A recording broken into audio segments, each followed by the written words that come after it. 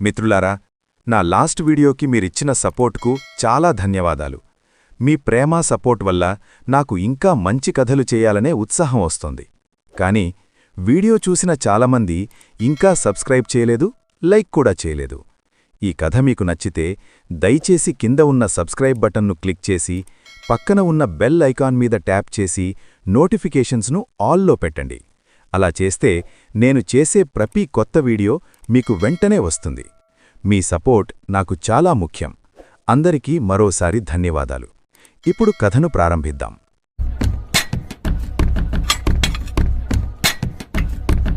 ఉదయం రఘురాం ఒక పాత డైరీలో లెక్కలు చూసుకుంటున్నాడు. ఆకాష్ స్టైల్గా నడుచుకుంటూ వచ్చి తండ్రి ముందు నిలబడతాడు. నాన్నగారు, నాకొక ల్యాప్టాప్ కావాలి కాబట్టి 50,000 కావాలి. 50,000? పోయిన వారమే కదరా కొత్త బైక్ కావాలంటే ₹1,00,000 అప్పుడే అయిపోయాయా?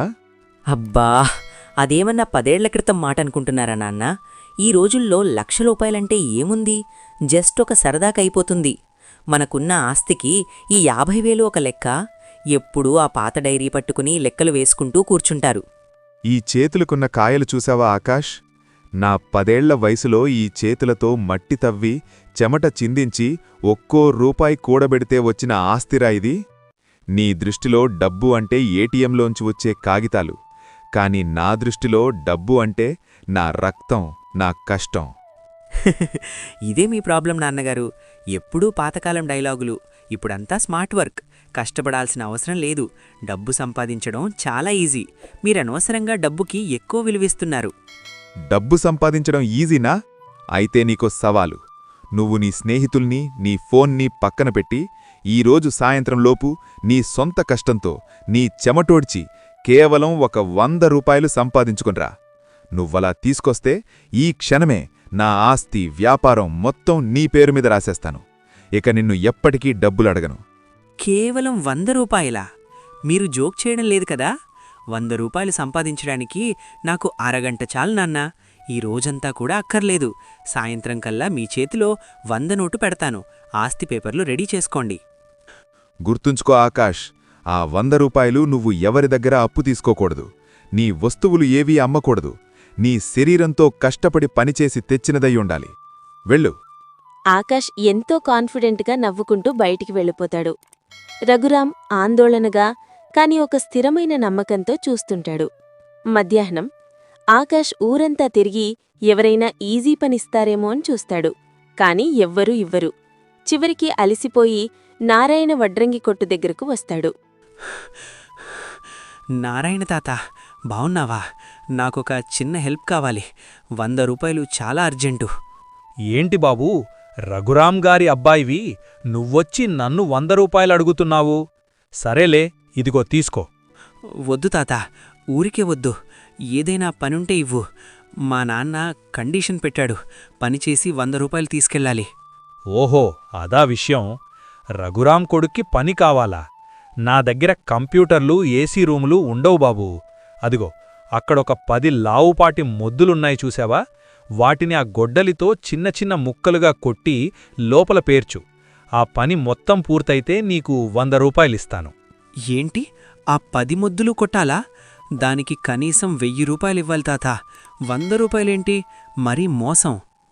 కష్టం విలువ తెలియనివాడికి ఏది చూసినా మోసంగానే అనిపిస్తుంది బాబూ.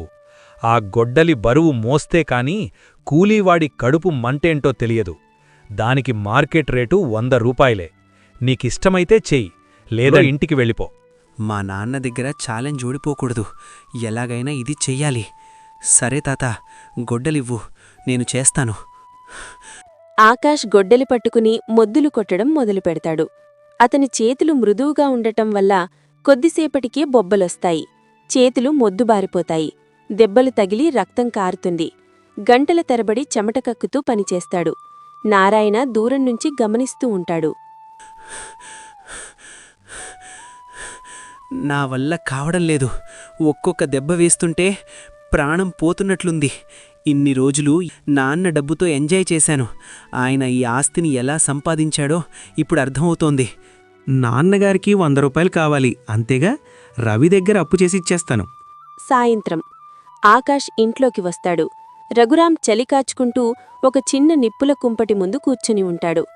ఇదిగో నాన్న, మీరడిగిన 100 రూపాయలు. మీరనుకున్నంత కష్టమేమీ లేదు, చాలా ఈజీగా సంపాదించేశాను. ఇక ఆస్తి పేపర్లు రెడీ చేసుకోండి. చాలా సంతోషంరా. నువ్వు కష్టపడి పనిచేసి 100 రూపాయలు సంపాదించావు. సరే, ఇప్పుడు ఈ 100 రూపాయల నోటు తీసుకెళ్ళి ఆ నిప్పుల్లో పడై. నిప్పుల్లో వేయమంటారా? మీ ఇష్టం నాన్న, మీ ఛాలెంజ్ నేను గెలిచాను కదా.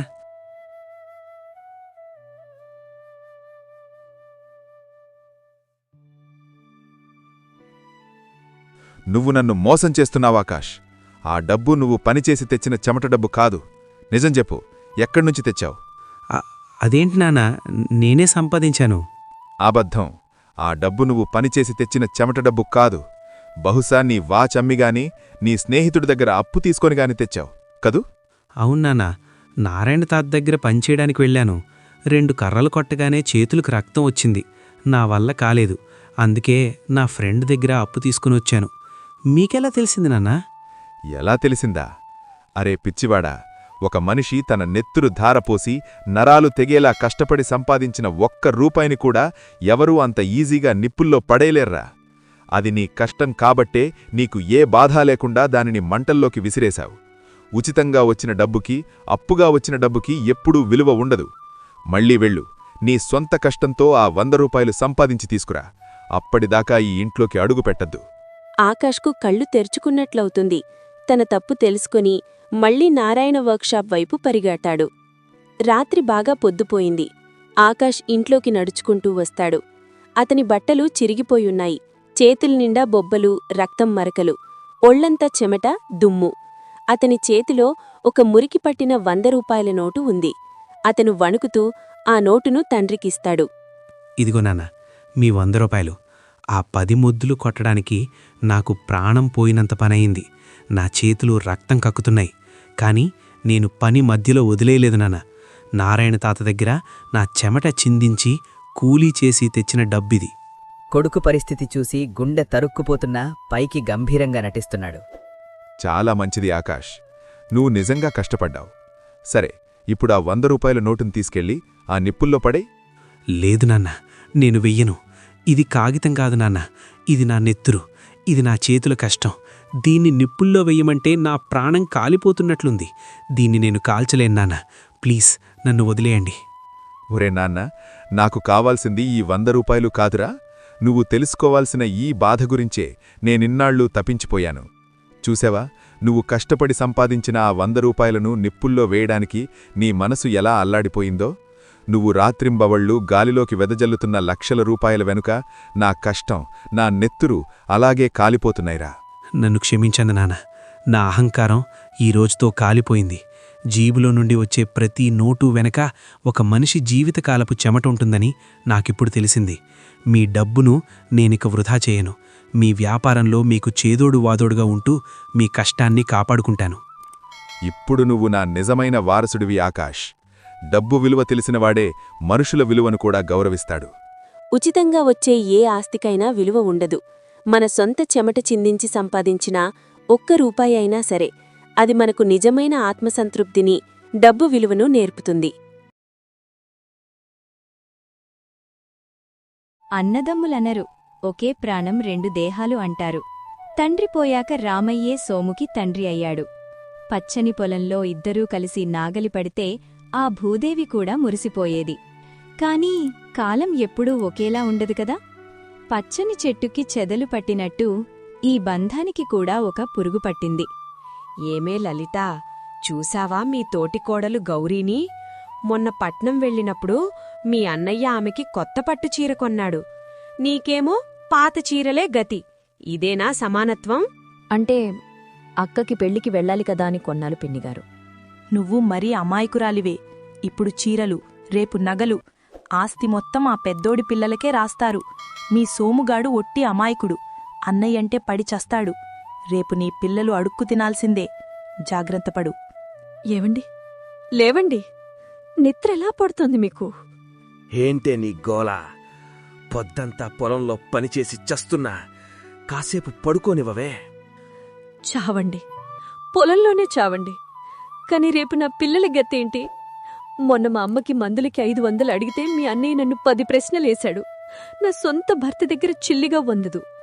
నేను బిచ్చగత్తనా? అంటే అన్నయ్య మన మంచికే దాస్తున్నాడు కదా? మంచి కాదు, మాయ. ఆయన పిల్లలు కాన్వెంట్లో చదువుతున్నారు, మన పిల్లలు సర్కారు బడిలో.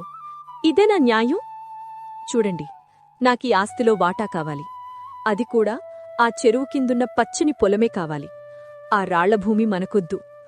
రేపుదయం మీరడగకపోతే నేను పుట్టింటికి పోతాను, మళ్ళీ రాను. ఆ రోజు ఉదయం సోము ప్రవర్తన మారిపోయింది. రోజూ అన్నయ్య కాళ్లకు నమస్కరించి పొలానికి వెళ్లే సోము ఈరోజు అన్నయ్య ముఖం కూడా చూడకుండా వెళ్ళిపోయాడు. ఆ మౌనం రాబోయే తుఫానుకి సంకేతమని రామయ్యకి అర్థమైంది. అన్నయ్య, నీతో మాట్లాడాలి. రా సోము, కూర్చో. ఏంటి విషయం? ఇంకా ఈ నాటకాలు వద్దు. నాకు నా వాటా కావాలి. ఈ ఉమ్మడి కుటుంబం నాకు నచ్చడం లేదు. నా భార్యకి స్వేచ్ఛ కావాలి. వాటానా? ఓరే, ఈ ఇల్లు మనది, పొలం మనది, నాది నీది అని ఎప్పుడు లేదు కదరా. ఇప్పుడుంది. రేపు నీ పిల్లలు పెద్దయ్యాక నాకు చిప్ప చేతికిస్తే నాకు భయం వేస్తోందన్నయ్య. 10 ఎకరాల్లో సగం, 5 ఎకరాలు నాకు రాసివ్వు. అది కూడా ఆ చెరువు కింద ఉన్న పొలమే కావాలి. సోము, అది మన ఊపిరిరా. ఆ రాళ్ల నేల సాగు చేయడం కష్టం. నాకనవసరం. నాకు మంచి పొలమే కావాలి. ఏమండి, వాడికి మంచి పొలమే కావాలంట. మరి ఆ రాళ్ల భూమిలో మనం ఎలా బతకాలి? అక్కడ గడ్డి పరక కూడా మొలవదు. మన పిల్లల గటేంటి? గౌరీ, వాడు నా తమ్ముడే కాని అమాయకుడు. వాడికి వ్యవసాయం రాదు. మంచి పొలం ఉంటేనే వాడు బతకగళ్ళు. కష్టమైన పొలమిస్తే వాడు నష్టపోతాడు. మనకు రెక్కల కష్టం ఉంది కదా, మనం బండరాళ్లల్లో కూడా పూలు పూయిద్దాం. ఏడవకు.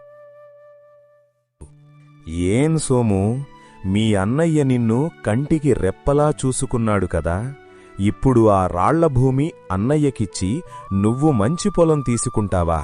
ఇది ధర్మమేనా? నాకు ధర్మం వద్దు పెద్దయ్యా. న్యాయం కావాలి. నా వాటా నాకు కావాలి. పెద్దయ్యా, చిన్న మాట. వాడికి ఏది కావాలో అదివ్వండి. చెరువు కింద పొలం, ఈ ఇల్లు అన్నీ సోముకే రాసివ్వండి. ఊరి చివర ఉన్న ఆ బంజరు భూమి, ఆ పాత పాక, హట్ నాకు చాలు. వాడు బాగుంటే చాలు. మరుసటి రోజే ఇంటి మధ్యలో గోడ లేచింది. అన్నదమ్ములు ఇరుగుపురుగు అయ్యారు. రామయ్య తన భార్యాబిడ్డలతో ఊరి చివర ఉన్న పాకలోకి మారిపోయాడు. ఆ రోజు ఆ ఇంటి గోడలు కూడా ఏడ్చాయి. కాలం ఎప్పుడూ ఒకేలా ఉండదు. ఆ ఏడాది వర్షాలు పడ్లేదు. కరువు వచ్చింది. సోముకి మంచి పొలముంది, కాని అనుభవం లేదు. నీళ్లు లేక పంట ఎండిపోయింది. కాని రామయ్య రాత్రిపగలూ కష్టపడి ఆ రాళ్ల నేలలో బావి తవ్వాడు. పాతాళగంగను పైకి తెచ్చాడు. ఏం సోము, వడ్డీ కట్టి 6 నెలలయ్యింది. రేపట్లోగా డబ్బు కట్టకపోతే నీ ఎడ్లబండి తీసుకుపోతా. అయ్యా, పంట చేతికి రాలేదు. కొంచెం టైం ఇవ్వండి. నీ అన్నయ్య ఉన్నప్పుడు ఈ గడప తొక్కాలంటే భయపడేవాళ్లం. ఇప్పుడు నీ దారి వేరు కదా.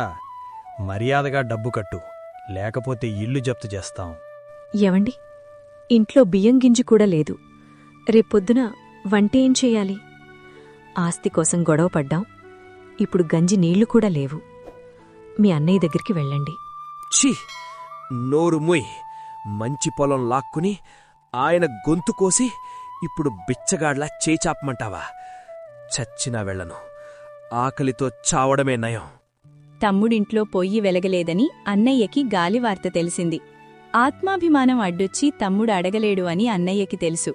అందుకే దొంగలా అర్ధరాత్రివేళ తన తమ్ముడి ఆకలి తీర్చడానికి బయల్దేరాడు.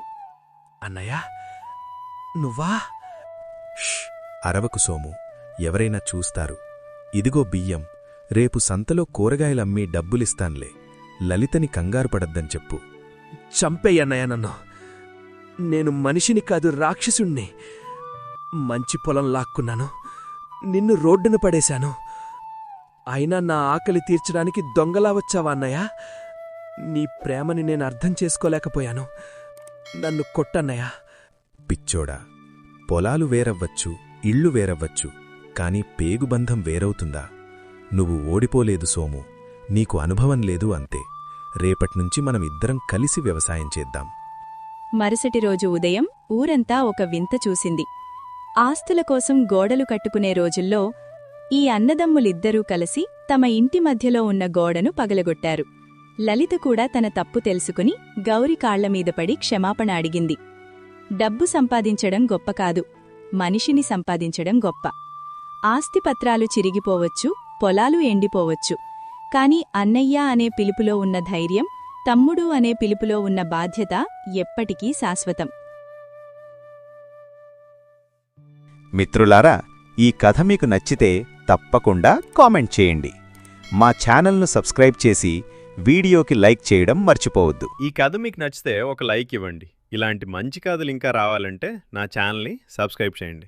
మీ ఒక్క సపోర్ట్ నాకు పెద్ద మోటివేషన్.